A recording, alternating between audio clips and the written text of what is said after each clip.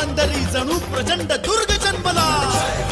दर्यानभामधून सप्तसागरामधून घोष शंभू शंभू येऊ लागला. तरी हळवा शिववास मानवास तो मायभूमी ध्यास श्वास भगव्यासी मानतो.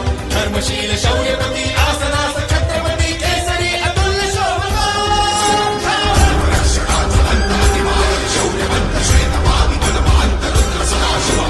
शास्त्र नीती कीर्तिमंत शौर्यवंत राजसी कुशाग्र बुद्धिवंत शोभला.